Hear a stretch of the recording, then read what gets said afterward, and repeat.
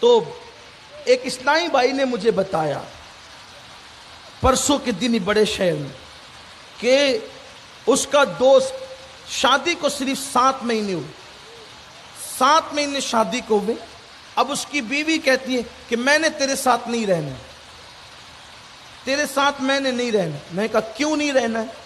تو وہ کہتے ہیں مجھے نہیں رہنا ہے، اس کے تعلقات کسی اور سے۔ میں نے کہا کہاں سے اس کے تعلقات؟ چلیں اپنی بات کرتے، کچھ معاملات حل کرتے، اس کو سمجھاتے اس لڑکے کو کہ بھائی جو کسی کے نکاح میں آ گئی ہے اس طرح اس کا گھر مت بگاڑ۔ اچھا کچھ عورتیں ہی لڑکیاں یہ سمجھتی ہے کہ میں یہاں سے طلاق لے کر ادھر چھلانگ لگا دوں گی، اتنا آسان نہیں ہوتا۔ یہ بات اچھی طرح اگر قوم کی کوئی بیٹی، ساری بیٹیاں اس طرح نہیں ہیں، لیکن اگر کسی کو یہ خبط سوار ہے یا کسی لڑکے کو بھی یہ خبط سوار ہے کہ میں اس کو چھوڑ کے فلاں سے شادی کر لوں گا، اتنا آسان نہیں ہے۔ یہ دونوں طرف کا بگاڑ ہے، دونوں طرف کا۔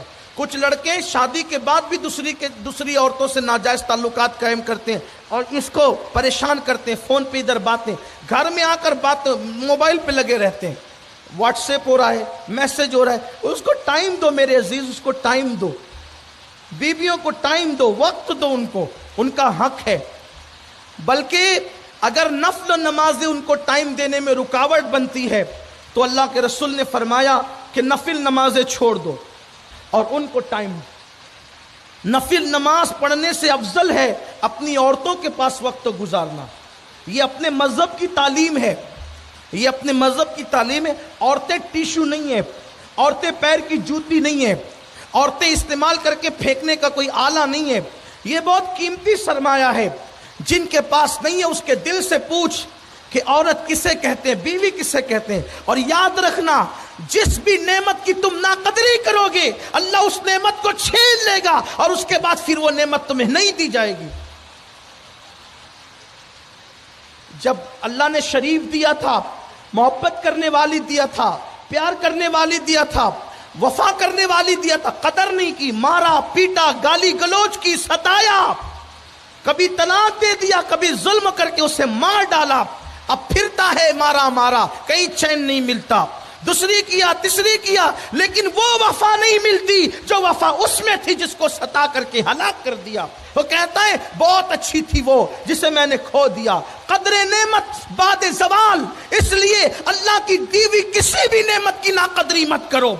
پانی بھی ہو اس کی ناقدری مت کرو۔ ارے جب پانی جیسی نعمت کی ناقدری کرنے کو حرام قرار دیا گیا ہے تو وہ عورت، وہ لڑکی جس نے اپنے ماں باپ تمہارے لیے چھوڑے، اپنے بھائی بہن تمہارے لیے چھوڑے، اپنے بچپن کی سہیلیت تمہارے لیے چھوڑی، بابل کا گھر تمہارے لیے چھوڑا، سب کچھ تو تمہارے لیے چھوڑا، اس لیے کہ تم بھی اسے چھوڑ دو۔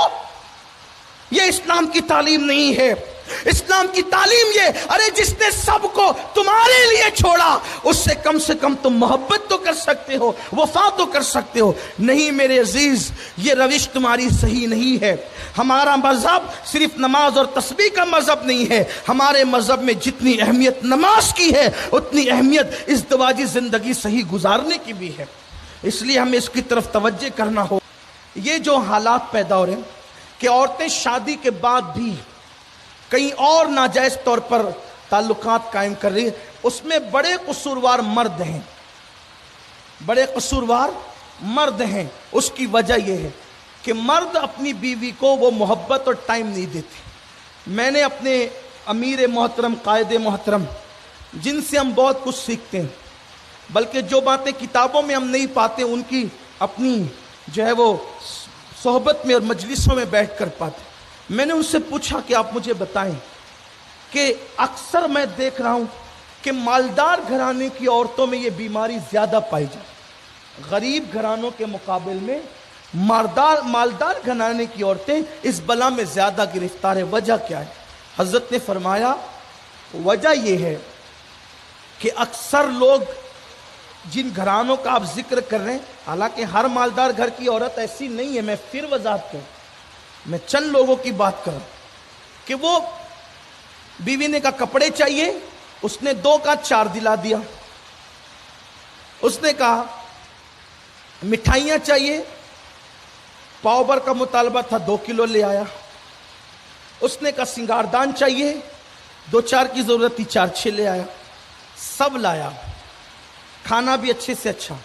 لیکن حضرت نے مجھ سے فرمایا کہ بات اصل یہ ہے کہ ایک عورت کو آپ دولت دے دیں، سونے کا پلنگ دے دیں، سونے سے مراد نیند نہیں بلکہ گولڈ، سونے کا پلنگ دے دیں، زیورات دے دیں، اچھے سے اچھا کھانا دے دیں، اسے سب دے دیں، وہ مطمئن نہیں ہوتی، اس لیے کہ اسے تو شوہر چاہیے. اور بیوی کو جب شوہر مل جاتا ہے اس کو ایسا لگتا ہے جب شوہر بیوی کے پاس آ کر بیٹھتا ہے وہ یہ سمجھتی ہے کہ میں اپنے وقت کی سکندر سے بڑی بادشاہ ہوں، کیونکہ اس کے لیے کل کائنات سے بڑھ کر اگر کوئی چیز ہے تو اس کا شوہر ہے. جس وقت اس کا شوہر اس کے کہنا یہ چاہتا ہوں کہ جس وقت اس کا شوہر ایک بیوی کے سامنے ہوتا ہے اسے یوں لگتا ہے کہ جیسے میں کونین لے کر بیٹھی ہوں. لیکن حال یہ ہے کہ شوہر مہاراج کا حال یہ ہے کہ وہ گھر آیا، کھانا کھایا اور سیدھا بھاگا، اور پھر وہ نکلا اور نکل کر کے محلے کے لڑکوں کے ساتھ بیٹھا، اور وہاں بیٹھ کر کے اس نے ایسی بھنکش شروع کی کہ وائٹ ہاؤس میں جو باتیں نہیں ہوتی وہ ساری باتیں ہمارے محلے میں ہوتی ہے. وہ یہاں یہ ہو رہا ہے، وہ وہاں وہ ہو رہا ہے، وہ وہاں وہ ہو رہا ہے، وہاں. ارے تیرے گھر میں کیا ہو رہا ہے اس کی فکر کر، کہاں کیا ہو رہا ہے وہ چھوڑ. اور رات کے 2-2 3-3 بجے تک وہ بھنکس میں پڑے رہتے ہیں. آپ مجھے بتائیں ان کے ساتھ وقت برباد کرتے ہیں. ارے جلدی سے گھر آ، جو تیرے منتظر ہیں ان کے پاس اپنا وقت دے، ان کے پاس اپنا ٹائم دے، ان کے پاس وقت گزار. ہاں اگر دین کا کچھ کام ہے تو وہ کر لو، ملت کے کچھ کام ہے تو وہ کر لو، خدمت دین و ملک و ملت ہے تو وہ کر لو. لیکن یہ کیا کہ اور اب تو ایک نئی بلا چلی ہے کہ محلے میں وائی فائی لگا دیتے ہیں، یہ وائی فائی لگا کر کے 4-6 چھوکرے بیٹھتے ہیں اور اب تو کوئی کسی سے بات بھی نہیں کرتا ہے، بس وہی موبائل وہی موبائل. ایسا مت کیجئے. یہ موبائل سے آپ محبت کرتے ہیں، توجہ کر لیں، موبائل سے آپ محبت کرتے ہیں، موبائل کبھی آپ سے محبت نہیں کرتا. جو آپ سے محبت نہیں کرتا اس سے اتنا پیار کرتے ہیں آپ. اور جس کے لیے سینے میں دھڑکتا ہوا دل ہے، ایک عورت، ایک بیوی اپنے شوہر کے لیے اپنی سانس قربان کرنا جانتی ہے. اور مسلمانوں کی عورتوں میں تو اللہ نے آج بھی وفا رکھی ہے، اس لیے کہ ماں خدیجہ اور ماں عائشہ جیسی خواتین، سیدہ فاطمہ جیسی خواتین اس امت کو اس دواجی زندگی کا سلیقہ عطا کر رہی ہیں. تو آج کی ہماری خواتین اب بھی جو ہیں اپنے شوہر پہ سب کچھ قربان کرنا چاہتی ہیں. تو میں بات سمیٹتے ہوئے عرض کروں تو اللہ تبارک و تعالیٰ نے اس کو شادی کے بعد مال دیا، عزت دی، سب کچھ دیا، مگر جب وہ ترقی کرتا ہے، مال پاتا ہے اور عروج پاتا ہے تو اسی بیوی میں اس کو عیب نظر آنے لگتے ہیں. مگر یاد رکھنا، اچھی طرح یاد رکھنا، ہو سکتا ہے تیری ترقی میں تیری بیوی کا ہاتھ ہو. یہ خاص بات سمجھنا. اکثر مرد جو ترقی کرتے ہیں، بس اسی پہ بات میں مکمل کرنے لگا ہوں، اکثر مرد جو ترقی کرتے ہیں ان کی ترقی میں کسی نہ کسی عورت کا ہاتھ ہوتا ہے. اس پہ بات مکمل ہوتی ہے، دھیان رکھنا. عورت کو کبھی پلید مت سمجھنا، عورت کو کبھی نحوست مت سمجھنا، عورت کو کبھی برائی مت سمجھنا، عورت کو کبھی بدی مت سمجھنا، عورت کو کبھی گھن کی نظر سے مت دیکھنا، عورت کو کبھی پاپ کی نظر سے مت دیکھنا. یہ بڑی مقدس ذوات ہے.